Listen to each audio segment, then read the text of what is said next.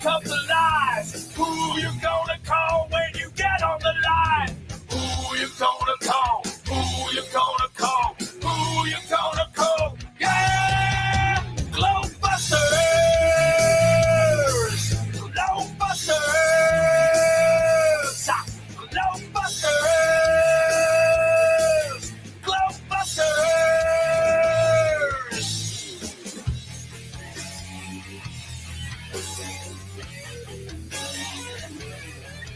If there ain't no curve, there ain't no ball. The globe religion about to fall. We're gonna open your eyes so you can see who you gonna call if you wanna be free. GLOBEBUSTERS! GLOBEBUSTERS! GLOBEBUSTERS! GLOBEBUSTERS! Who you gonna call? Who you gonna call? Who you gonna call? Yeah! GLOBEBUSTERS! GLOBEBUSTERS! GLOBEBUSTERS! And welcome everybody to GLOBEBUSTERS. We accept the reality of the world with which we're presented. It's as simple as that. Hello, everybody, and welcome to another edition of GLOBEBUSTERS Tech. I'm your host, Zach, Good Times for All, and today we're going to be continuing our conversation about crystalline knowledge. If you didn't catch last week's show, it's not a requirement to watch this week's show, but it was a really good one. I learned quite a bit from that one.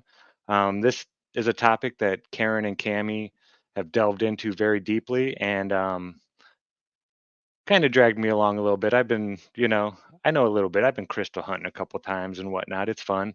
But yeah, they've really dug into a lot of this stuff. And I mean, Cammie worked with this stuff for 30 years. That was her job. She was a gemologist. So yeah, it's a really interesting topic, and there's so much to cover. I don't even think we could cover all of it if we did 100 shows. There is so much. I'm finding all this stuff about how Tesla just worshipped crystals. He thought quartz crystals were like the key to so much, and we use it in so much technology today. It seems like he was right. But it makes sense when it makes sense when you look at everything we talked about last week when it comes to radios. And he was all about radios, and with everything we talked about last week, crystals and radios go hand in hand. Yeah. Oh yeah. And watches, we're gonna have to do a thing just on watches and crystals. I mean, even the most advanced clocks that we have that keep time, they use crystals, quartz crystals to keep their time. Yeah, it's amazing. Anytime I've heard of like a crystal watch, I'd always think about the glass watch face, and that was it. And that's all I could think of. It was like, okay, you got a fancy like glass shield on your watch. What's it? What about it? Well, yeah, no, most pocket watches will have crystals in there, and they actually serve a purpose. It's really neat. It's not just for decoration. They actually do stuff. So yeah, we're gonna have to get into that one maybe in a later episode. That sounds interesting. Yeah. So before we do that, we're gonna say hello to everybody. We'll start off with Mr. Kyle Adams. Kyle, how was your week, sir? It's been very busy, but it's been good. Yeah, I've seen a lot of your videos coming out this last week. You've been very busy, and yeah, it's a shame that more people aren't seeing them, because you can tell that you really put a lot of. I mean, I was there. I remember. I mean, even when I do my videos now, my live streams don't really get all that much attention right at first. It's things people will go down later, and see them. So it'll happen, man. But yeah, just keep it up, because I love the way you narrate. Yeah, the war is definitely real. And the revolution will not be televised, right? So yeah, just that's keep very at true. it. I like that. I like that a lot. The revolution won't be televised. They won't. Don't look at this stuff. Yeah, exactly. And next up, we have Miss Karen B. Karen, how was your week? It's been great. Been doing a lot of stuff around the house. Been making a lot of changes, and it's I great. see your background is a little different. You have moved to your new studio. Yes. Awesome. Yeah, Cammy was saying maybe we could all get together and make some really high quality videos in there now. So Yes, we have a that nice room and we have green screens and we have all this kind of stuff that we need to utilize. We have the lighting and all that kind of stuff. yes, we have all the stuff, All the stuff for a all the studio. tools. Yeah. So we're definitely going to be doing that here real soon. I can't Yes, wait.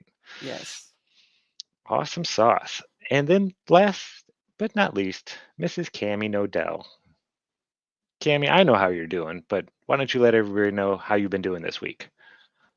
Oh, been doing a little bit better this week, coming out of it. I think I'm in the mood with everybody else on spring cleaning, which I'm hoping means spring comes early because I'm sick of the cold. And you'll notice I'm inside in the dark room. Karen, I'm excited about your studio because we're setting up for tonight. I brought a whole bunch of highly fluorescent crystals to like show and demonstrate. And honestly, like again, without the studio and the lighting, it just looks like you can't get, you just don't Yes. get We're gonna get what all up in there, up close and 6K. the photography, because I've got some stuff that, as you know, I've got stuff that just glows up, and out. As far as what we were talking about, I thought we would start this show off like, again, this is glowing and actually taking off, and you would never know by the lighting when we see Karen's studio and what this does under it. Again, it's remarkable. I know you have a lot of specimens at your house too that glow. But before getting into the light, I have a nice crossover. Last week we did the old time videos, and what I did find is I found another old time video that kind of took the technology that we looked at, and it's going to condense it, and it's going to also introduce piezo lighting and different other properties in a short thing, and cross this over into the luminaries. But it's going to finish up where we didn't finish last week. Remember how we got tied up a little bit? Mm-hmm. And we kept going. So I thought we would start off with that and then work our way into more modern, because I think we're all enjoying the oldies but goodies on the what they're not teaching us, and it's a lot. And Tesla, again, just going down that entire area. You can go forever. It's all there when you get into these things that we're looking at and start applying them to the realm. All of a sudden moon phases can start making sense, lighting, all kinds of things come into like reality, that all of the pieces we're looking for, we don't need to create black matter, we don't need to create anything, everything is there, and works remarkably perfectly. But with that, I'll let us go, and we'll start off with that. All right. Well, this first video is from Crystal Dreams channel on the YouTubes. They had crystals and science, energies, frequencies, and vibrations. Very cool. So let's go ahead and see what they have to say. Let me know if you can't hear it.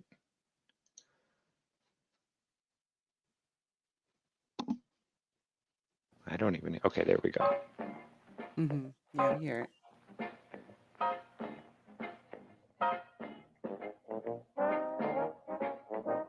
Some of the items that we're going to discuss are the use of crystals, types of crystal substances used. Immediately, this is the military saying this is important to us. Yeah, remember in the video Crystals Go to War too, it says, if you mess with this package, it's considered sabotage.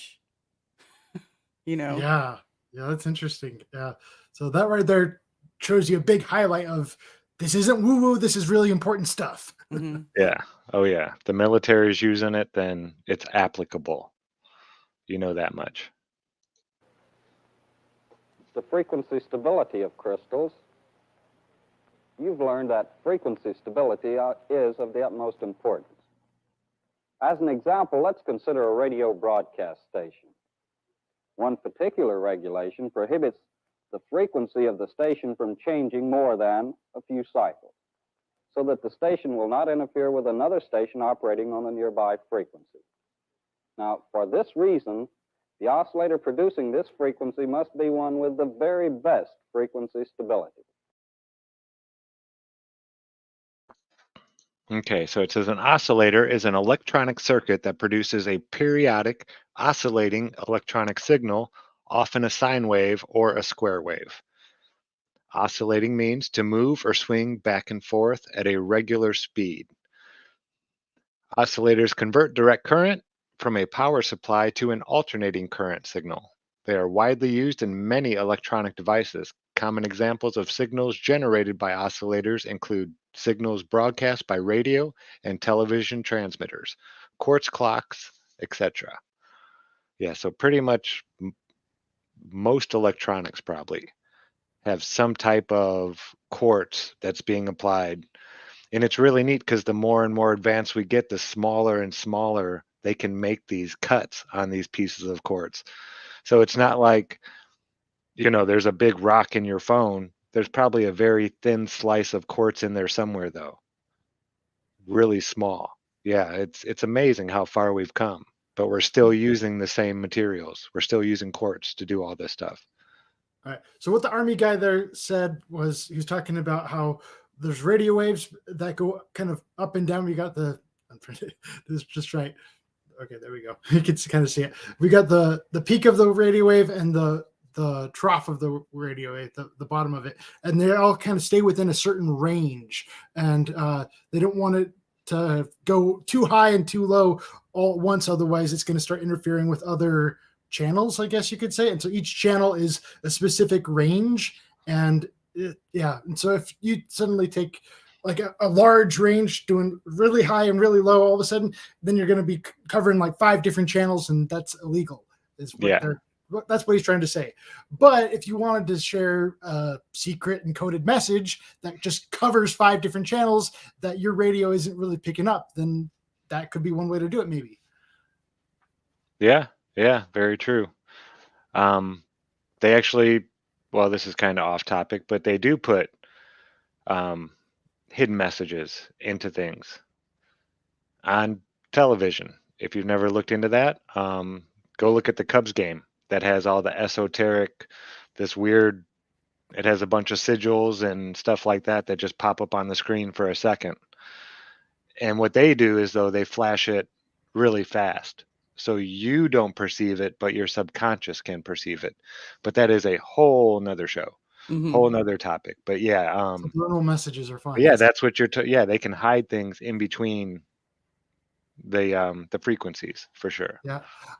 They've been doing it for decades, just sorry, Kyle, but you're fine. I just remember like a long time ago, every time this subject comes up, I'm like, man, I remember when the TVs were analog and I was watching the commercials and and there was a Dove soap commercial, and in the bottom right corner of the commercial I saw a flash of a bar of soap, and on the bar of soap it said "Believe."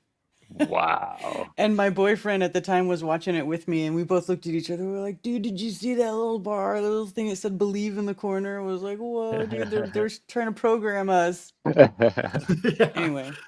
Yeah. Yeah, for a long time. The AM, you still hear some overlap, but that's only because our radios, like the channels are so close together, and so our radio kind of knows how to recognize and interpret the signals that are being sent to it. And so sometimes you'll be listening to like 3 different channels at once on some AM.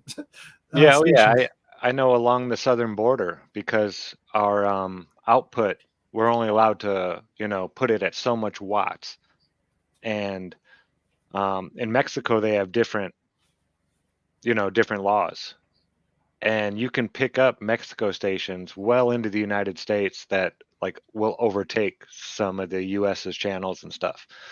Yeah, so that bleeding, they're getting together and they shouldn't be.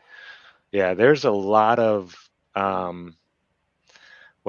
government involved in all this stuff, and how many watts you can use and how far you can put it out there and stuff, because like you said, you don't want them all bumping into each other. Yeah. That brings up the whole really important concept that people need to be aware of is radar jamming. Radar jamming is a really important concept that I bring up a lot of times when it comes to people claiming that you can bounce radio signals off of the sun. And it's like, what? Yeah. There's just so many really important principles that people just need to be aware of about radio signals bouncing into each other and causing interference. And then there's also the inverse square simple law. attenuation. Inverse square law. Even the inverse square law, the simple attenuation of it, saying that again you're limited on how many you have your super stations. I know in Denver it was KOA. I'm not sure what's here that are your super broadcasters that are allowed to cover several states. But those, I mean, they broadcast as like the megawatt super stations that, you know, you can hear them. I know WLS in Chicago or, you know, the different ones on it. But yeah. Yeah. So inverse square law is one of those vocabulary terms that like every flat earther should be aware of. And that applies to not just like radio waves, but it applies to light. And just all it's saying is that this wave gets weaker over distance. That's it. The further you go, the weaker it gets. And so Exponentially. when you're exponentially, so when you're getting radio waves from 400 light years away or from 80 million light, you know, again, the different 80,000 light years away, or I don't know which place that sent us a radio signal you read to me the other morning, Zach, I think that was 80,000 light years away. Again, how do their signals supposedly going through a vacuum, and yet each area produces magnetic fields, and you have all the different waves happening from, you know, the vastness of space, all the radiation, all of the UV, all, you know, the entire wave spectrum. How do they get here that far? What are they, you know, again, what are they broadcasting to reach it this far when it's really a superstation, when you can reach into a few different states, or again, you get the weather conditions and that at night. At nighttime, I know that they go further at nighttime. So I do know that the way that they do work at nighttime, they travel further. But yeah, you can sometimes, like in Colorado, I could pick up Texas occasionally or Chicago or tune in, you know, weird to it. But that was a big deal and not a strong signal. That's not so far as 80 million light years, but we'll let that go. Yeah, just got to think about dropping rocks in a pool, right, or a pond. The bigger the splash, the bigger the wave, and the bigger the splash, the farther that wave can reach.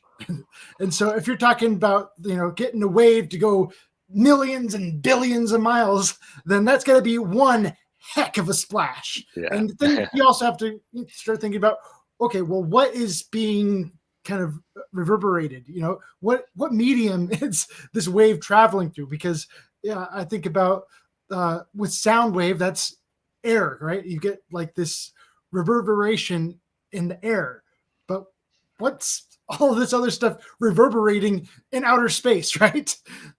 Yeah, like, it doesn't make sense. It doesn't make any sense at all. All right, here we go. You have your transverse versus longitudinal waves is what they'll classify them as, Kyle. But Tesla or anybody, the more you look at it, the more you'll see that sound waves are just a breakdown of, it's just another form of the light wave. It's just a different aspect of it as it's, you know, hitting that range. Okay, here we go. It's going to give them time to read it. I paused it. He was fairly slow. I mean, we could put him on 125. I think it'd be fine. Yeah, good call. An oscillator capable of producing such an output is the crystal-controlled oscillator. This is the thing making the waves. Oscillator circuit in this lesson, but we will study the characteristics of the crystals used in such a circuit. And here I might add that the crystal will be used as the frequency determining device of the oscillator. A crystal used in oscillator circuits must possess a characteristic known as piezoelectricity or the piezoelectric effect. So not all crystals will do this. Mm-mm. But quartz does. Effect, yes, it does.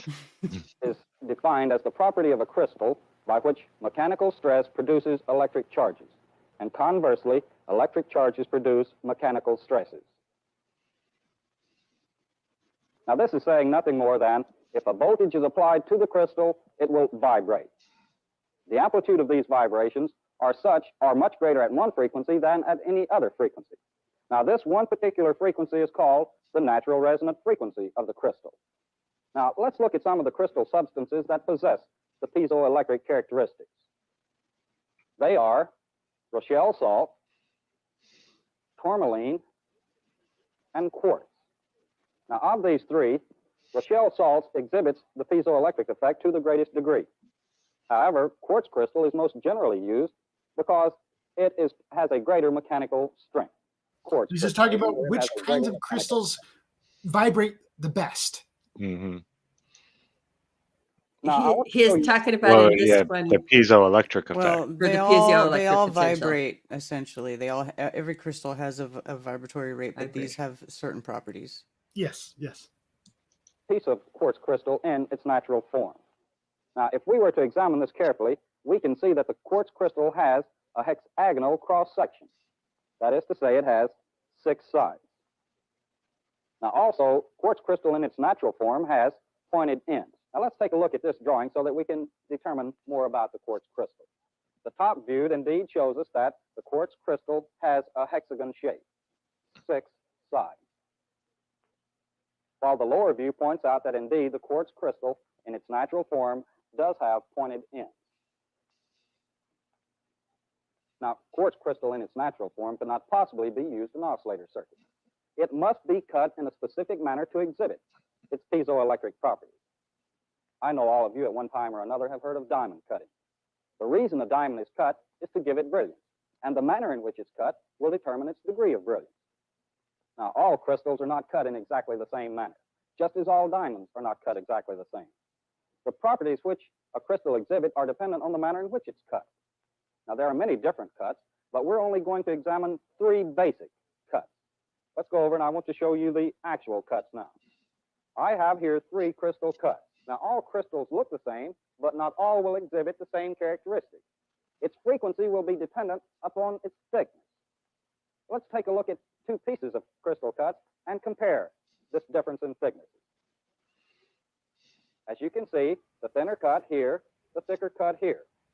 We're indicating here that the vibration of this thinner cut, or the frequency, is greater than this cut. Now, this will So just think of like a always glass hold cup, and when you like bang on a glass cup, depending on the shape, it makes different sounds. And so that's what he's talking about, is if you cut it one way, it's going to make a different sound than if you cut it a different way. Just like, yeah, the glass. No, not really. What he's talking about is, you remember last week on the show when they were cutting the crystals and doing, they go to war, and it was showing you cutting them and the thinness. This is showing you that as far as transmitting and picking up, that when you set it to receive at, transmit and receive at this, that this filters through. And again, if you send it through here, it will modulate it to that transmission. Yeah, to that remember wavelength. at the end when they were checking the frequency of the crystal, they were testing it, and then they would put it in a lap machine, and then they would lap it, and they would make it thinner so that it would get to that very specific frequency, because they were wanting it to be in the certain tolerances for their radio. And then they were even doing irradiation to even fine tune it a little bit more, but they were fine tuning and cutting it exactly at it to get, to control what frequency they're sending and receiving at. And that's also where Zach was saying that there's probably, with our technology, an endless amount of how thin you can get it to how high you can get the frequency. What they haven't described yet is how they get the crystal to resonate. And so when I think of like a drum, that's kind of creating the reverberation, but I don't think they're quite talking about like hitting it with a mallet or anything like that. No, they hit it with an electric charge.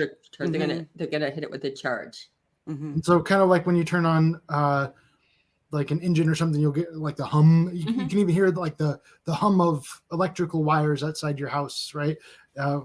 Sometimes with like high voltage wires, you can hear like a hum with the Now, does it need to be piezoelectric in order to get it to vibrate just with electricity? I think so. Yeah. Is that what he said in there? I think that's what he said in there. That's the piezoelectric property that they're going for. Yes. Yeah.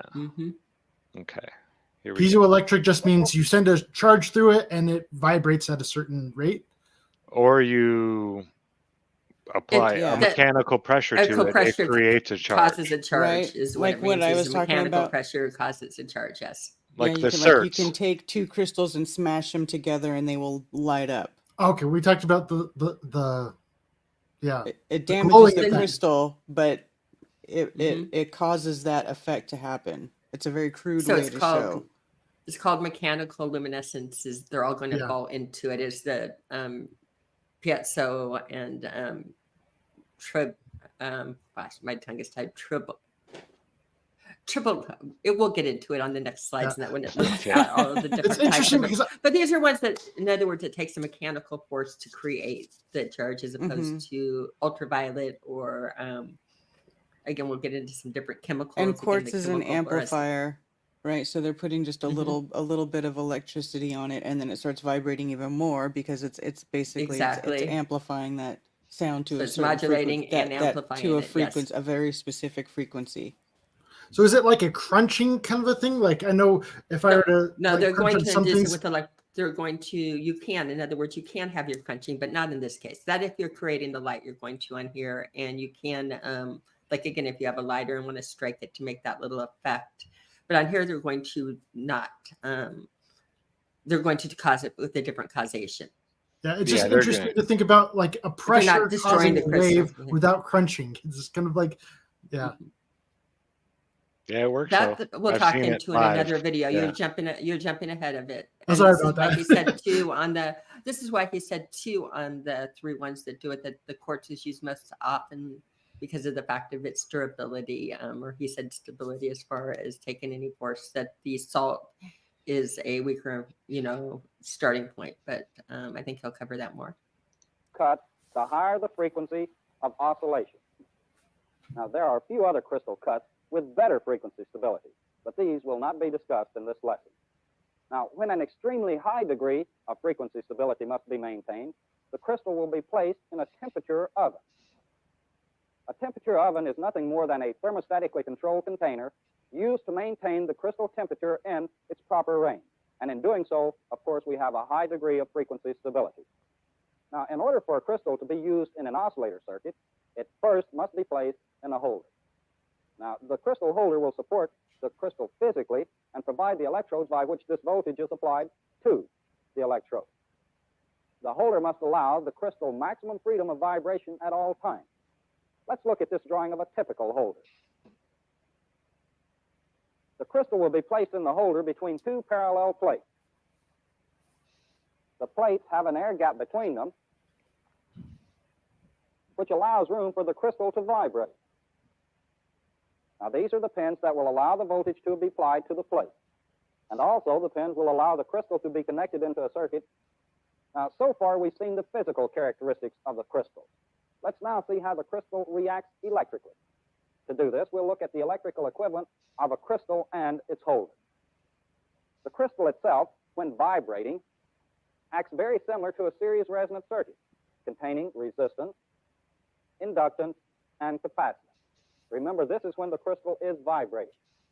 Now, when the crystal is placed in the holder, the capacitance of the holder will be placed in parallel like this. CH, the capacitance of the holder. So this capacitance represents the holder capacitance. This represents the vibrating crystal. Now, just because this vibrating crystal is equivalent to, or is the equivalent of a series LC tank circuit, I don't want you to think that it's the same thing, because the crystal will be far superior to the LC tank circuit. Now, the Q of the crystal circuit is many times greater than that of the LC circuit. Let's take a look at the comparison between the Q of a crystal and an ordinary LC tank circuit. The Q of an LC tank circuit is seldom greater than 2,000, whereas the Q of the crystal is sometimes as great as 30,000. And as comparing these two, you can see that the Q of the crystal would be many times greater than that of the LC tank circuit. Now, because of the high Q, this would mean that the crystal would have better frequency stability. Now, let's look at some of the values, both physical and electrical, of a typical crystal. Since the crystal is going to be used in an oscillator circuit as the frequency determining device, let's take a look then at the schematic symbol for our crystal. These two plates represent the crystal holder, while this area would represent the crystal itself. Now, this is the schematic symbol of a crystal used in oscillator circuits. Now, let's recap a few of the points that we've discussed in this lesson. First, we saw the use of the crystal. Now, we said that the crystal must exhibit the piezoelectric effect.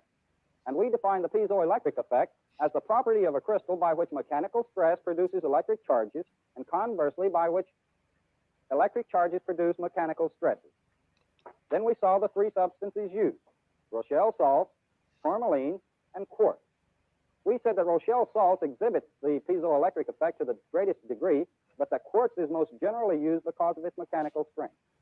This represented the crystal holder, this the crystal itself. Now, in concluding, we can say that the one big advantage of the crystal is its frequency stability. Remember, it has a very high Q, giving us a very narrow bandwidth. That just about concludes the lesson on the characteristics of crystals. So until another time, so long.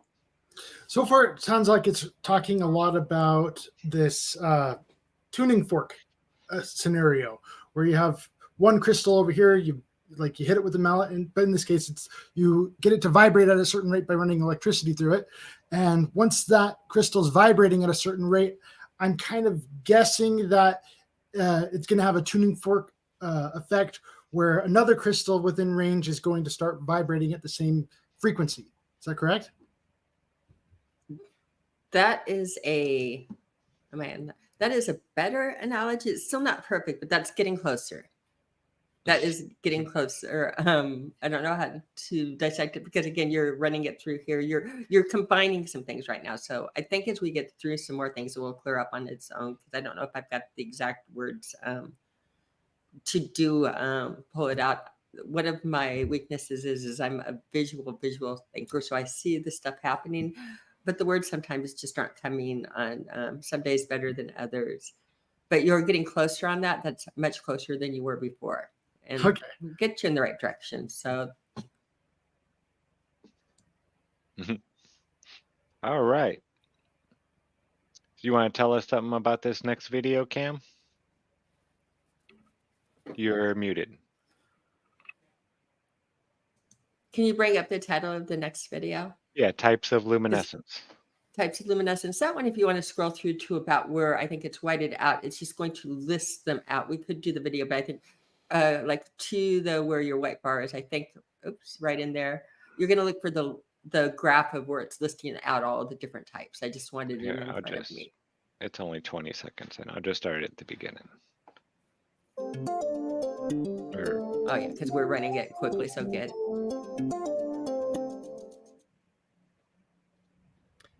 So now that we understand both fluorescence and phosphorescence and the differences between them, it can be a little tempting to think that everything you see that glows is either fluorescing or phosphorescing, but that's actually not true. There's a lot of different types of luminescence, a lot of different types of giving off light, and we can distinguish between a few other flavors of photoluminescent effects. So first of all, just as a reminder, we have fluorescence and phosphorescence. Fluorescence. We're going to touch on these and go back to them. I just wanted a full-out list. Or some fluorescent markers, or the fluorescent pieces that are embedded in the printing on dollar bills, both in the US and in other countries. Those are all examples of fluorescence. We know they fluoresce because if we turn off the source of energy that's exciting the molecule, and the glowing stops immediately.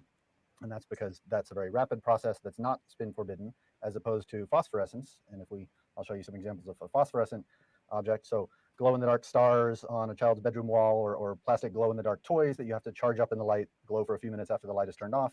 Those are phosphorescent. The emission is spin forbidden for a phosphorescent process. But in both of those... So pause that 1 second. Spin forbidden? Spin forbidden. Spin forbidden. Sure sorry, spin forbidden emission. That sounds really kind of. That was a tongue twister. Serious at the same time too. So he's obviously, this is not the first run on his doing it, but he's talking about types of light in nature. And let's just talk about. Let's break it up.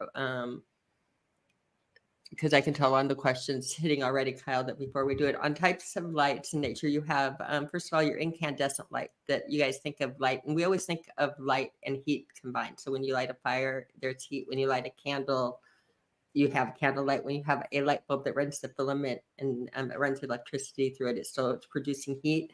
And the incandescent light, with it doing it and producing heat, that is a hot light. The other kind of light that's like in common all throughout nature is cold lighting, and cold lighting, naturally fluorescent lighting, is cold lighting. And fluorescence is a chemical reaction basically to a UV, different waves of UV radiation. It excites it. It says it causes a spin, is what it's going to do. It causes the electrons or the little atoms to spin rapidly, and it makes the object glow. And it can seriously glow quite a bit, like put out quite a bit of light. This will come into play with flat Earth when you say, how could moonlight be cold?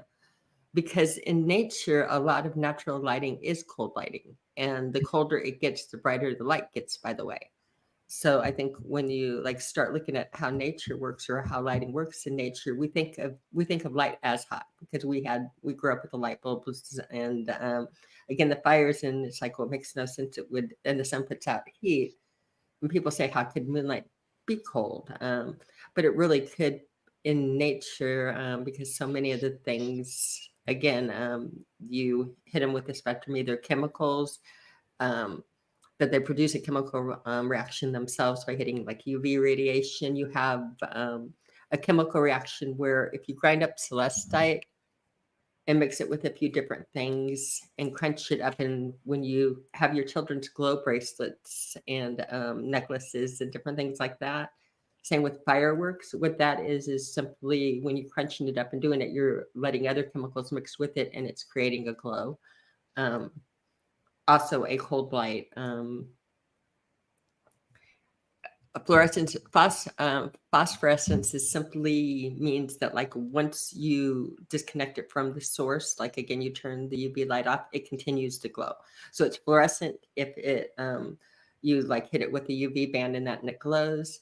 It's fluorescent and phosphorescent if once you take the UV stream off of it, if it keeps glowing, it's phosphorescent.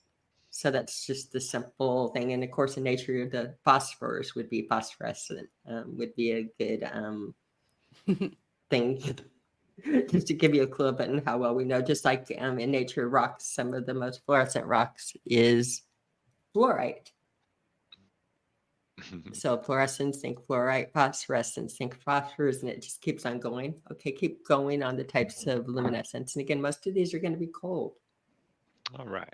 Excitation is the same. In both cases, we shine a high energy photon on the molecule. It gives us back a lower energy photon, either much later in the case of phosphorescence or immediately within nanoseconds or so in the case of fluorescence.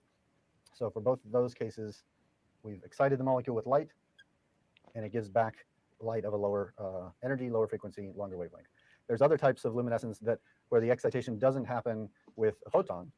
For example, if I pull up a few more examples here, you're all familiar with glow sticks, and because of the color of the glow sticks, you might immediately think that's fluorescence or phosphorescence going on. But if you think about it, you realize that can't be the case, because you, first of all, they glow. Chemoluminescence. So it can't be fluorescence, but you don't have to charge them up with light. You don't have to put them under a light source to make them glow. In fact, if you've ever used a glow stick, you know that you have to break them. There's a small glass tube inside of this tube that you break, mix two chemical reagents together.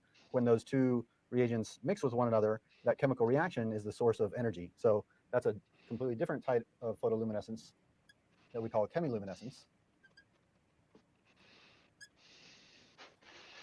So do you think that's what would be going on in the case of fireflies? No, I think they're going to be under triboluminescence. I think we're Okay. going to get there. All righty, we'll get there. All right. And the source, Right now, what I'm thinking about is that one slit experiment. Double Do you remember slit. what I'm talking about? Double slit The double experiment. slit. Yeah. I'm wondering if these different kinds of luminescence have different effects okay, so if you were to try like the double slit experiment with a glow stick compared to just a flashlight, would it be different? Can you get enough light from a glow stick to be able to do something like that? Well, supposedly they're just sending us like a small, what I call a photon. I'm going to say a small pulse of light. And I'm sure that they've tried it with different bandwidths and UVs and that, but that would be something to look into. With it. He's making it sound like not all light has photons in it. Well, I don't think any light has photons personally. Photons in it. I don't either. That's why I said when they call them photons. I'm calling it why they call it sending us a photon. I'm calling that a pulse, a quick pulse. It would be my best. Yeah, a photon is just the smallest just amount of where we could turn it when we on and can turn it off. That yeah, fast. That's a that photon. fast. As Okay. fast as we can, stop the electric impulse from, and then, or Mhm. start it and then stop it again real fast. That's Right. what we consider A a photon. photon. Yeah. Okay. So it's based on our limits pretty much. Uh-huh. That I'll Yeah. agree with you 100%, Zach, on it. So Yeah, in my opinion, that's what a photon is. It's just Same. a number. It's just an arbitrary number, like 0 is where water freezes on the Celsius scale. So is we this still a place it. wave with chemoluminescence? Chemoluminescence? Yeah. Of course it's going to, of course Yeah. it is. In other words, it's producing waves. And again, the chemicals coming together, producing a wave that goes vibrates into your visible Mhm. spectrum. The Mhm. same with fluorescence and phosphorescence is it's taking something that normally does not glow in your visible spectrum and is making something affect on it. Like if my UV light, it has the UV and it actually confuses things. It has the thing that glows. So a lot of it is when you have it on or off because it's dangerous to your eyes too. And what things really glow under is shortwave, which again is dangerous. We have a magnetic field that, remember, our sun emits all of these bandwidths, and we have a magnetic field that protects and filters these out. But when you're talking about the sun and moon, they're on the other side of the magnetic field. They're not being filtered out, and they're being directly exposed to the shortwave in that. But you see in the light, it's just a matter of convenience here. These ultraviolet bandwidths are out of the visible light spectrum, the ones that excite it. In other words, if I shined the light on it that was the ultraviolet in a shortwave, and that I wouldn't need to see any visible light. The visible light, I think, is added in just as a marker that I've got the flashlight on, so it's not like left on, pointed somewhere and dangerous. Because again, you shine it. What you're talking about here when it comes to sunlight has like a lot of different kinds of waves in it. It's not just one wave. Right. And so you got UV right. And sunlight is incandescent. and sunlight is incandescent. Again, it's a heat created. When I said incandescent, lighting a fire, that also with your magnetics, that is an incandescent as opposed to it's incandescent as opposed to a Okay, so you got a whole lot of stuff coming in with sunlight when it reaches you, and that makes it hot. But when it comes to chemoluminescence, you don't have as much stuff in there, so it's not as hot. And I think that's kind of what I'm gathering from this. It's like nowhere near as much stuff that comes with the sunlight. I don't think I think it's a different mechanism. Just like if you make fire, you feel heat on it, and the chemoluminescence and the chemicals coming together. It has nothing to do with heat. You're just seeing the light, or again, the fluorescence. They're different reactions at different wavelengths entirely, Kyle. It's not. Yeah. Well, I think they're not the same. They're not the same because again, your sun that's got the full spectrum has a heat quality. Again, heat is a huge quality to it. All right, I'm thinking about when you think of sunlight, think about a recipe. It's got a whole bunch of stuff that's everything. in it. And that recipe is that's what we call sunlight. Okay. But when it comes to cold light, you got to think about a different recipe. You can't just say, well, light is light and it's all the same thing. It doesn't work that way, but it's got a whole different recipe. And this recipe makes things get colder, kind of a thing. Exactly. Exactly. And so incandescent, almost the hotter it is, the brighter it is. And fluorescent lighting, the colder it is, the brighter it is. So they almost have, again, they're different families, different recipes, and the recipes have a reaction. Again, like they even said with the oscillator, and that temperature is always going to be a codependent on any of these things. And they produce different effects, and different codependents produce them. So what we're really looking at here is the different kinds of light, and what we can look in into nature is the different recipes that make up each of those different kinds of light. Right, because really, I think the way that we're taught, and even though we see fireflies, and even though we kind of know that rocks glow in that, what I find when talking to people is that we think of fluorescent light as something with wiring only. We don't think of it as anything natural. We don't think of it that the way that they made fluorescent lighting was based on nature itself, and taking the effects of nature and again mass producing it again, using it to make the tubes and that. So we know that fluorescent doesn't create a warm light, but normally we think of anything in nature that produces light, it has to be hot, like fire, like the sun. So I think a common thing about people assuming is that, like, how can moonlight be cold, or how can things be cold, when in fact most of the lighting in nature, other than the incandescent, like again when you light a fire or the sun, most of the time lighting occurs in nature, though that's the most extreme, it is a cold light. And I really like this kind of ground setting that we've got right here, because I feel like there's so much we can go at that. We should not assume that all food tastes the same, right? Right. And so some food is going to have a cooling effect like peppermint, and then other food is going to be really spicy like habaneros. Right. What I've learned is, and again, a lot of this I've learned through trade in that, but like laying the groundwork, I'm going back now. I have a lot of different stuff that I did years ago that I think is actually pretty good, but people don't understand the basics and the groundworks. And again, as long as people associate that heat is fire and always hot, and how can this be or that, and when it's like, no. And then they start creating things in their mind, fantasies to make up for it, saying that, no, you really need to delve deeper into reality, because what we need is very real, and it's there. Yeah. For, again, the different things. What is this other stuff that is causing these effects? That's the kind of stuff that we should be paying attention to. Mm-hmm. So this one here is where we physically mix. I don't know if that one's going to, in nature, it can also physically mix it. But again, just the UV spectrum shining on it is a natural. You can get a lot of different things with it. But let's keep going. That causes those photons to be emitted is in fact a chemical reaction. So other than that, the excitation happens from a different source. This chemical reaction provides enough energy to get the molecule into some electronically excited state. After that, the emission may take place in much the same way. So it may be much the same types of light that are given off. It's just the source of the excitation that's different.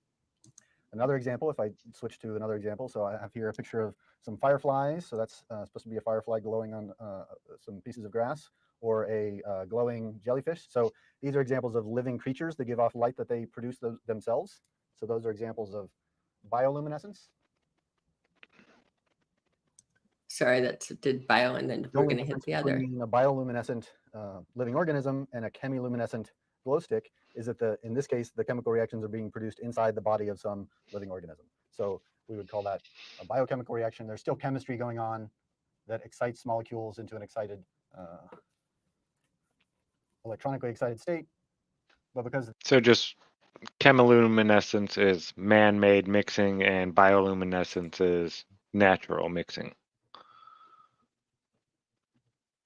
Correct. And if you think about it, any of your mechanical luminescence that you're talking about, even your piezoelectric or piezoeluminescence or triboluminescence, which is again when you push the quartz together, and that is again us taking it and grinding it and man-making that. But yeah, think of this one. Think how bright fireflies get for just a little firefly, and how much light they can emit. Mm-hmm.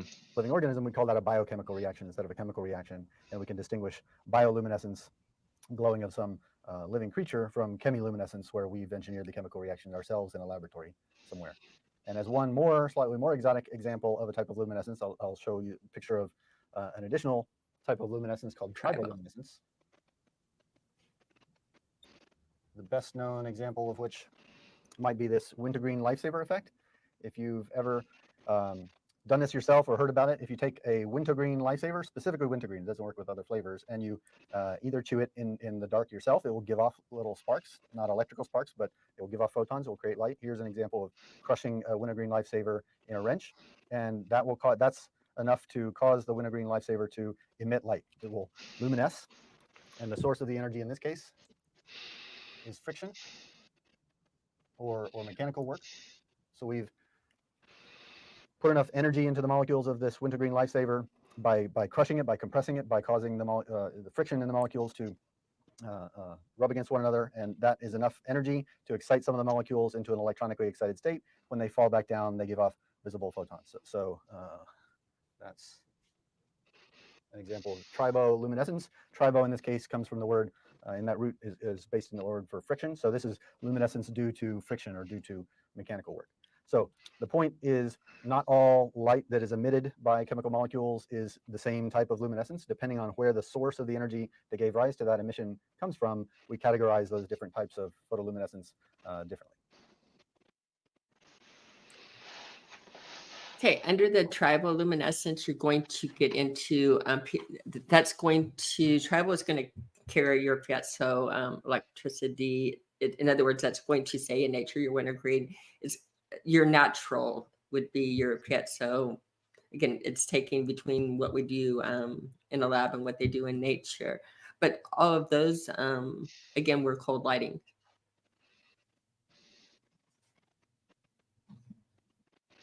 Did you want to play this one out loud? You said there were some of these you just wanted to show pictures, I thought.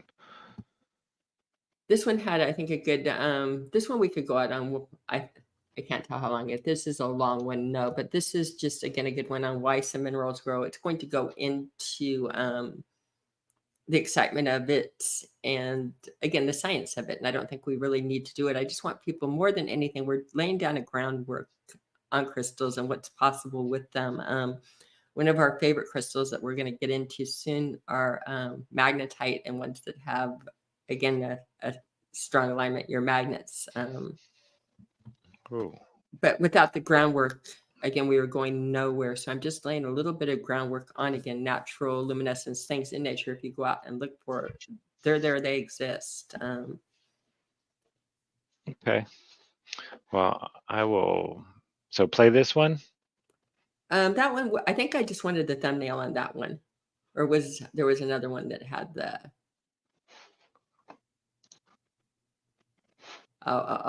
in the chemical. Okay. Let's not play this one. This one, let's drop in the chat. It's going to give you what minerals show fluorescence under. I think we can do a shorter one, that shorter, friendlier one, and do this one for tech information. Because I think you wanted to keep this a very short show tonight.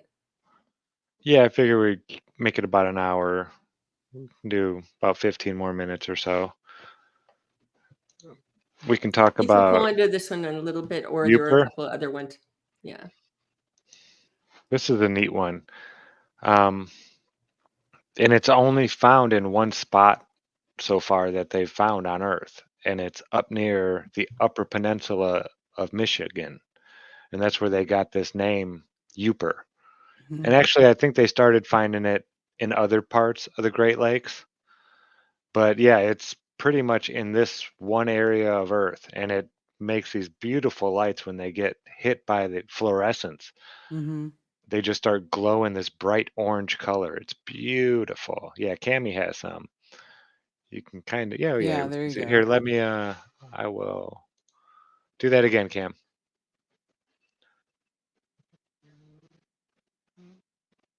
Yeah, you're muted though. If you wanted to talk here, I can unmute you. Oh, mysterious thing here for me is looking at, it's got to be that recipe of light that causes it. You can't just do that with white light, can you? No. And in fact, I'm using sunlight, pretty UV. Sunlight UV. This is ultraviolet. Sunlight, it's got like a whole bunch of stuff in it. So yeah. Right. The ultraviolet is the spectrum you don't see, Kyle. And again, a lot of it is, especially the short waves, are filtered out by the magnetic field. Most of the minerals that usually fluoresce, when they do fluoresce under long wave, which I'm putting it through, which is a little bit safer, under short wave, they tend to get a lot brighter and glow more.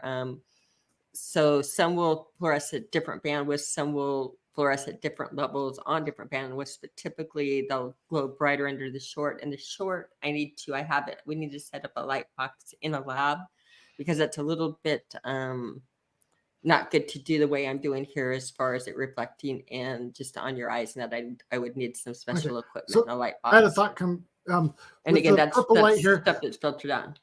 I've got two different scenarios that could be possibly going on here. One is that it's the special purple light that's causing it to have this effect, or we're getting a decoder lens kind of an effect where it's just the purple light, and so you can see that allows you to see the other light come out.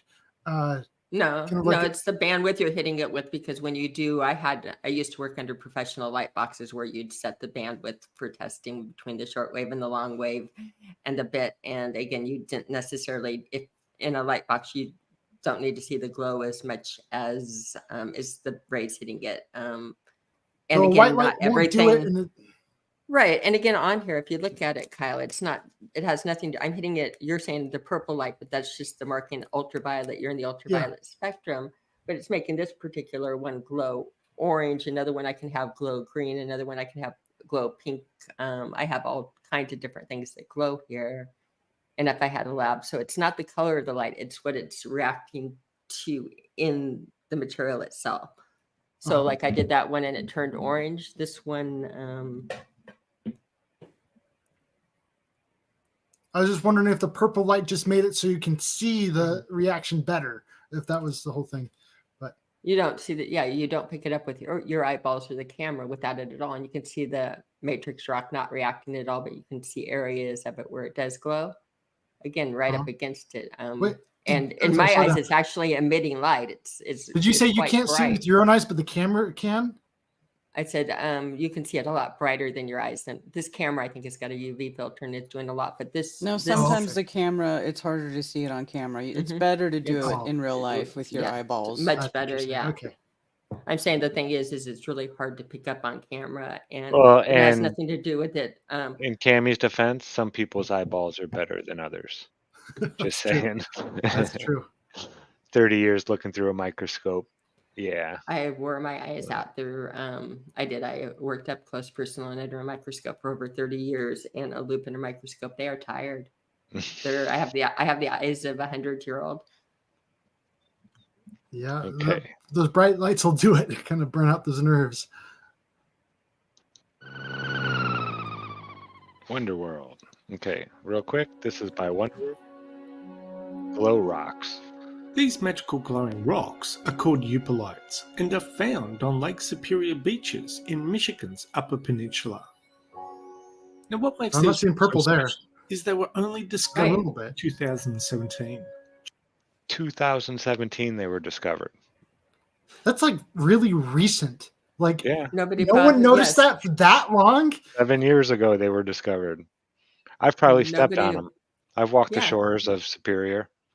When you look at them before they're polished, they don't look like anything. That's what I keep trying to tell people, especially children. They almost look like a chunk of tumbled granite. Like they don't really look like still much. So much of this world that has yet to be discovered. If that's just barely being discovered. Tens of thousands of minerals. You will never ever memorize them all. You will never know the properties of them all. That's why people use a database. That's why I use mindat.org. Because there's so many minerals, and there's probably stuff we still haven't found yet. I'm sure there is. It's definitely not as basic as the periodic table, right? Well, it's funny because with the periodic table and with combining things, we've actually made things in laboratory and have found them in nature even after the fact, because we know that like the arrangements, and we can grow them in laboratory and create conditions, and then we have found them in nature even afterwards because of the different possibilities. Well, yeah, one of the rarest stones ever was found in a pawn shop. I believe it was Ireland, and it was an old ring that someone bought, and they went and had it examined and found out that we don't know what this is, and there's nothing like this in nature that we've ever found, this stone. It was supposed to be an emerald or something like that. But when they actually had it tested with new stuff, they found out that this is a mineral. We have no idea where it came from, and we've never seen it before. It's not in our databases. Wow. So this was stone. This was, crafted into jewelry. And they have no clue where it came from. It's not even in the databases. So there's stuff out there that, people have built with that isn't even in their databases yet. So, yeah, I mean, that's why I keep telling everybody, you may be the first person to find something just walking around outside. You might be the first one. Yeah, you may have seen things that, aren't in databases. Certain plants all and the this stuff and that all of those trolls don't want you to know. Who are you? You're too stupid to know anything, to notice anything. You can't make any discoveries unless you're like this elite scientist or anything like that. You know what I mean? But yeah, basic ordinary people can find all kinds of stuff in their own backyard. Yep. And this is right here. This is a fluorescent glowing rock discovered in 2017. Now and a this very well sweet. traversed lake. This isn't like up in Mhm. Siberia, up in a mountain somewhere. This is part of the Great Lakes. There's lots of traffic, lots of Yeah. people visit them. Yeah. People just walk right by him, and it's like been there this whole time. Yeah, those are I think some of the most fun discoveries ever is the ones that have just been right under your nose this whole time. And Mhm. oh wow, I never saw that before. And some of the things when we're listening to it, I noticed that last week they talked about the optic properties of like calcite never being noticed until 300 years ago, or different properties. And that was the first time we looked at gemstones for properties. That's not true at all. I know going back to Al-Biruni, they were categorizing things as, far as hardness, which ways they cleave. They were already taking properties and ways to distinguish. And again, the knowledge going far back was pretty good. Some of the names of the things, again, hematite, you think hematite, what's hema? It's blood, right?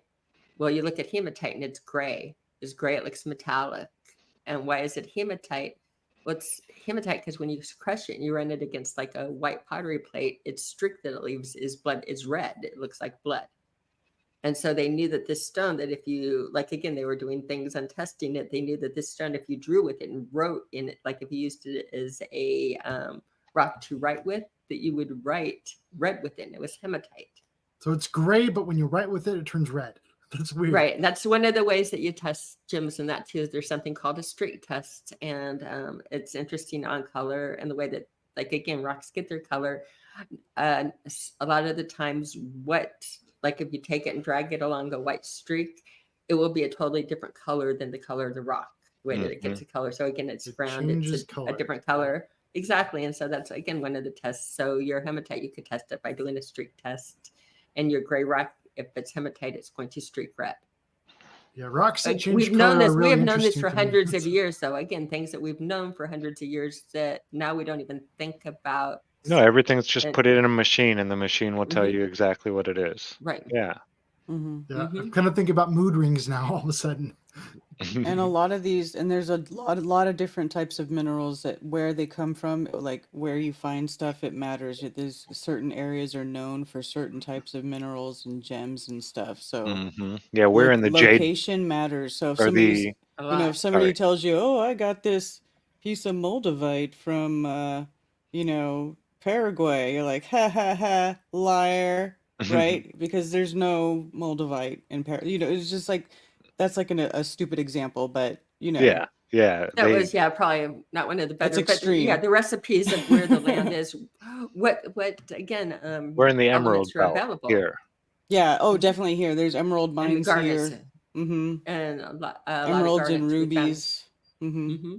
It's interesting how there's different like zones for different things, and kind of being aware of that is the kind conditions, of a big deal. the conditions that again, what breaks down and falls into it. And again, another show is looking at the waters, looking at the waters and what they cover, how much iron and that is in our waters compared to different streams and the different colors. And again, you form in a slurry, your waters are so different, your minerals are so different. Yeah, it'd be interesting to see all that on a map. You talk about this emerald belt that I've never heard of before. I was like, I wonder what that is on the map, and kind of like where these different minerals end up, what all that shows up on.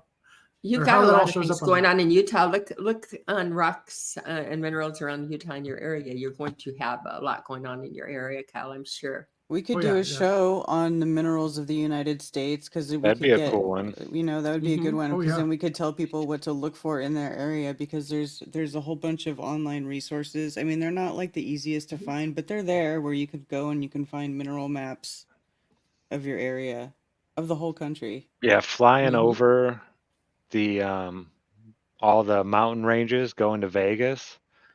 You look down and you just see these different colored mountains. Like this one was made of this material. Then you look over here, there's another range that's like a totally different. And some of them are real bright and vibrant. And yeah, it was amazing how you could see it from that point of view. And all kinds of different shapes and formations. It's amazing.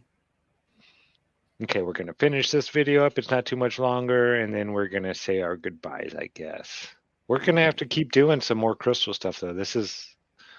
It really it is a key to a lot of how this place works. I mean, crystals build the realm. So, I mean, I'm, it's not time spent poorly. yeah, and I'll start putting up some of these questions I see in chat. I see a lot of them popping up, but they're not so much about the topic. They're just asking about, do crystals do this? Do crystals do that? The one, do crystals store, can you store data on a crystal? And the answer is absolutely yes. Yeah, yes, that's why Silicon silicon Valley. is quartz. Okay, the makeup of quartz is SiO2, and the Si is silicon. That's why it's Silicon Valley, is where like the computer boom is, that's why it's called that. Yeah. It literally is based off of a crystal. Yeah, I'm thinking about on my last trip out to Phoenix, we saw going down the road there, we saw these big, huge like mountains full of just purple dirt, and my kids wanted to get out and go climb it and play. And I'm like, that's purple dirt. And I just had memories from Camp Dugway where they said, "Don't touch the purple dirt; it's like toxic." And so it's like, yeah, we're gonna say no to that, but look at it and say, "Oh, look pretty." But, oh yeah, that's the thing too, is some of these things are dangerous to be breathing in or just be being around. You have to really, know your song well before you start going out there and singing it. Do a little bit of research.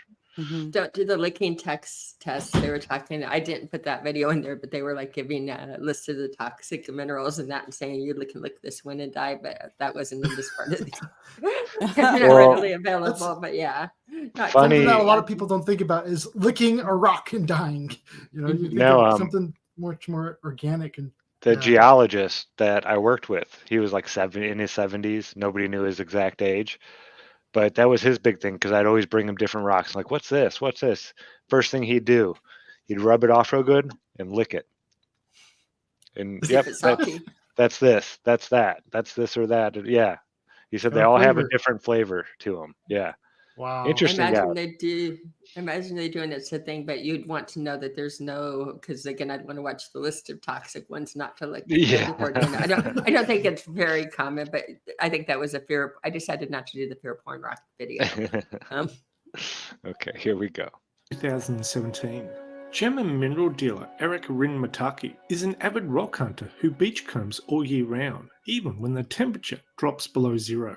His favourite rocks are agates, which are getting harder and harder to find on Lake Superior, so he wanted to see if he could find a better way to spot them. He saw an ad on eBay showing how agates light up under UV light, so he decided to try and look for them with a UV flashlight at night. Eric said, "The first 3 times I went out, I found nothing. But on the 4th time, I was on my hands and knees at 4 a.m. and I found a rock glowing with bright fluorescent orange, and I screamed with joy."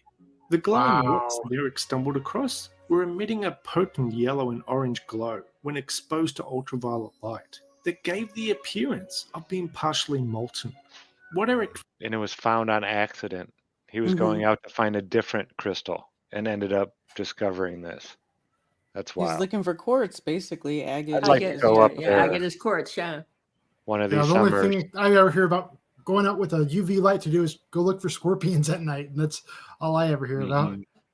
Yeah, you can also, if you bring it into a short enough wave, Kyle, and again, I've got some short wave. I had one that was a blast one, but it's hard to get. In this country, they limit a lot of what you can buy for safety reasons in a flashlight type of scenario. Probably forget again. You can blind people with it, but kind of like lasers. I had a really good one, and I went out in my backyard here, and you could see that like the strawberries glowed bright red at night under this band with everything that was edible was glowing bright red. It was basically chlorophyll fluoresces red. So chlorophyll itself fluoresces. Now, what did not fluoresce is the grass which you can't eat, which will make you sick. So I found it interesting that the things in my yard, I don't know if this is a true test, but the things if it's edible, it glows. If it's not, it doesn't. They were glowing red, and the things that would make me sick. Again, those were not. I don't. Again, a lot of things that will kill you have chlorophyll, but I did find that interesting. Very interesting. Very interesting. Yeah. Found was not a glowing agate, but the rock he came to call a eupolite, which is a nod to locals from Upper Michigan. who are often referred to as Upers. The next day, he tried to ID the rock, but had no luck with his searches. And queries to other rock hounds, online groups, and websites also turned up nothing. He knew there were other glowing stones on Lake Superior beaches, but nothing that glowed like what he found. He started to suspect that what he had found hadn't yet been identified. So he brought samples to mineral experts at Michigan Technological University, who came back with the conclusion That is that so it was cool. indeed a new mineral.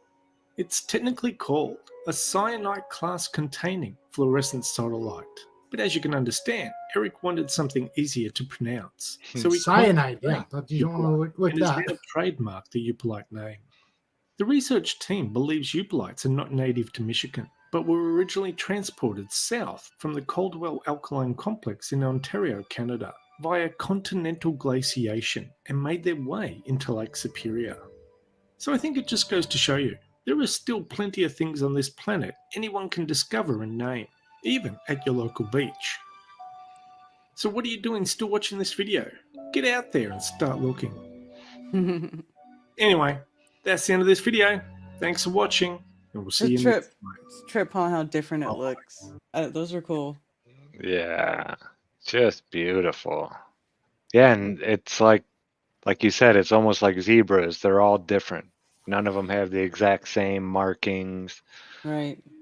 Yeah. What I think is interesting how the UV light that is shined on it, it doesn't look very bright, but this comes back like brighter than the light that it gets shown on it. That's fascinating. And It's that's like what this- you're missing entirely, Kyle, on this is if you didn't even see the blue glow, you wouldn't need to see the blue glow that you see is not what's, again, it's if you take it into a even a shorter wavelength on there where you would see it less, it would glow more and there would be less light emitted for your eye to see. In other words, your black light where you wouldn't see it. That's, again, just added in on the spectrum so you really know that you have it on. But that's not what's causing it. Again, not having the reflection on it. If you got rid of all the reflection, you'd just see how it glow more. That's It's what I almost really if want anything to taken away see from it. now. You're not I wanna- understanding that. Yeah. I want to find a way to measure that. Measure like, is this more luminescent now or than it was before, or not? Is this really magnifying? No, you will. On most of these stones, and I've done it again over years, as you go into a lower bandwidth on it, they'll get brighter and brighter and actually put out a much higher glow. But the light that you're using to put on the glow is also very harmful to your eyesight. So I looked through a light box with the goggles and in other words, I had a special box set up that had filters for my eyes. It wasn't taking a flashlight, having it bouncing around. It's dangerous. That's part of the reason too my eyes are so tired is these things are not good. And the short wave is usually filtered out through the magnetic field. It's something that we have to play with, but not something that the short wave that really makes things glow is, again, that element of it is filtered out before it gets to our eyesight, even though it's there, even though it would be there with the sun and the moon. Yeah, just the whole concept of giving it 5 lumens and getting back 10 lumens, that's a really interesting concept to me. But see, you're putting out in the lumens, you're not the ultraviolet. It's not you. Again, you don't need the light particles. It doesn't need to be in your lumen, in your visible spectrum for it. And you're going to get out in your visible. You can get out a lot more. It's not. It's a different type of mechanic. It's not reflecting at all. It has nothing to do with reflecting. It is. And again, if it was reflecting, I wouldn't be able to on this rock get it to be so uneven, Kyle. I mean, I'm getting it to emit light and glow in that one area, but this area, this stone, is nothing. It's not. And again, I have to give a big shout out to Tony Coriolis over on Rockfin for the $5 Arizona and Murray Cole, $50. I always look forward to each episode. I learn something new every week. Thank you, Murray. Thanks for supporting GLOBEBUSTERS. Absolutely. Thank you so much. Kyle, by all your questions, I can tell he's coming in here without the rock knowledge. And by the amount of questions he has, it tells us that we need to cover it more because it's not clear yet. It's not clear. Mm-hmm. That's we need fun. to find a better way to explain it because, again, it's not the visible light that's setting off the reaction. It's something that you don't see that's setting it off. and You're, because I'm you're doing it talking with a about like a flashlight. translation. So you're getting a whole, you're giving it a whole bunch that you just can't see it, and it's translating it into something that you can see. And so Right. it looks like you're giving it very little, but yeah, it's just translating it to where you're getting back more than you could see. The show is always a really great thing. It's transmitting it from something out of your visible light spectrum, and when it reacts to something, that puts it into something that is or much more powerful is. But again, that the shortwave of that doesn't even have to be in your visible to set off the reaction. Yeah. In fact, your strongest reactions are from the shorter ones that you're not seeing.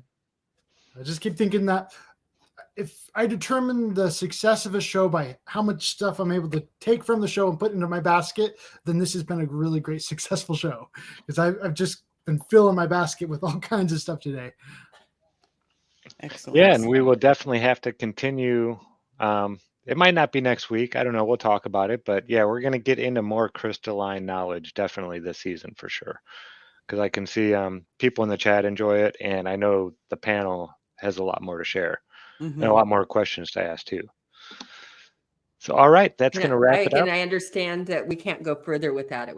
In other words, there's so much further I want to go. And if people don't have the basics, it doesn't make sense to them. So I appreciate you guys going through the basics. Absolutely. Yeah, Well, that's going to wrap it up for this week's show. I hope you enjoyed it. I had fun. I always learn something in these too. So I must agree with you there, Murray. But yeah, this was a good one. And we will continue it. We might just continue it next. I don't know. We'll talk about it. See what we got. But that's going to do it. Kyle, do you have anything coming up this week? Always. Yeah. Always. If you are subscribed to Kyle, or you think you're subscribed to Kyle and you're not seeing his videos pop up pretty much daily, then you've probably been removed from his channel. It's happened to me twice already. Wow. Since he restarted it. So yeah, go and check and see if you're still subscribed. And yeah, I can't unsubscribe you. I'm not gonna unsubscribe you by any means. No, YouTube does it. They do it to me too. It's YouTube. Yep. They suck. Oh yeah. Yeah, so it's a constant, battle. The war is real, people. Mm-hmm. So, yeah. Find my name by just searching up "abolish NASA" and it'll pop up. Kyle Adams right there. That's my channel name. So really good Torah study, scripture study on Saturday, Karen.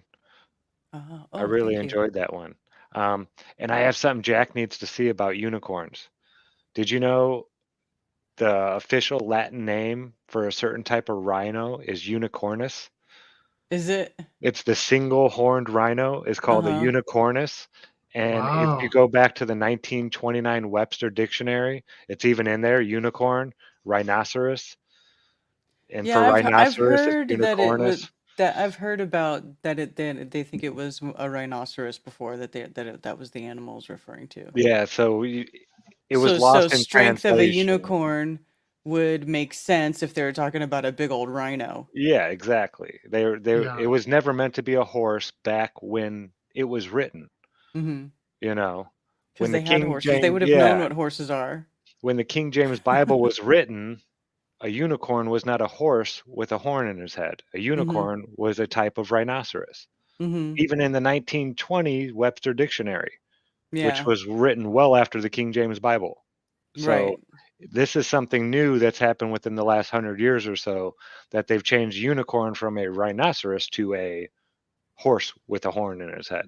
And when they do that, it just ends up making everything, the player understanding, look really dumb, because you're. Daryl has a good point, but it was not in the Bible. Yeah, that's the point too of Jack's thing, though, is that horse or unicorn or like none of it. There was no animal in that verse. It was just like to lift up or something is what it meant. Yeah, that was the funny part about it too. Yeah, there's so many lost in translations and just mistranslations, and yeah, it's wild. When I learn so much watching you guys every Saturday. Oh yeah, I really do. It's nice to look at the Hebrew itself, because King James Bible, that means government Bible. King James government Bible. Yeah. Yep. And Cammie, do you have anything coming up this week that All right. I'm sorry, Well, Karen. I didn't ask if you had anything you wanted to. Are you going to be doing a show tomorrow? Maybe. Not sure. Yeah, I probably will be doing a stream in the morning. Members Since only on YouTube's. I'm not sure yet if I'll be streaming to everybody or to members only. Okay. But I will probably do something tomorrow. So if you're subscribed and YouTube hasn't unsubscribed you from my channel, which does happen, then you can come and hang out. And then also we'll be doing scripture study Saturday, and yeah, that's it. All And right. all the usual stuff. The Tuesday first- with Mark awesome. Sargent was like killer. I was like, wow. The like, Old there's so Testament many- is in Hebrew person, not Greek. Greek is New Testament. Just saying. I was Sorry. saying, Strange World on Mark Sargent on Tuesday was phenomenal. I loved it. And so just like truth bomb yeah. after truth bomb. Like, yeah, normally like there's like one or two that really stand out to me, but that one was just like, what? Yeah, that was great. Yeah, I love doing Strange World with Mark. He's cool. Yeah, it's fun watching absolutely. you I guys. love Mark. And It's a fun show to Cammy, watch. what do you got coming up this week? Well, we have some of Besides the roller skating on Tuesdays. roller skating on Tuesdays, and we'll Karen, talk you're about that. invited. Karen, you're invited, and we'll be talking about that after the show. What I wanted to really touch base with you guys on, because I pretty much got the same role that I'm doing housekeeping, trying to reorganize spring cleaning and getting things together to move forward. So it's kind of right now we're back to the basics, to getting ready to move forward. But what I did want to know is I noticed, Zach, that this is really pulling on you, doing late night tonight and then getting up tomorrow morning early for your 5 o'clock morning show. And that, I think we talked about this before, but what does the panel think about switching this to Wednesday? Does anybody have any conflicts with you or any preference? Well, we can talk Kyle, about that you're off the air, Cam. well, Okay. well, the reason I Well, wanted to do that was to let people know if we're going to be here Wednesday or Thursday next week, if we had an easy. Wednesdays, it depends on the time. That's when I have school. So yeah. Okay, well, okay, then we'll probably keep it here another week or that. But just I was thinking of you, and I wanted to let people know if we were going to change it. But Yeah, I'm all right. never mind. Okay. Okay, if you're all right, then I'm all right. All right. All right, everybody. Well, that was it. I hope you enjoyed it. I did. I learned some stuff. And we will see you right back here next week. Remember, be good to each other. Don't lie to each other. Open your mind because there's truth inside. Peace out, everyone. Peace and war. Peace.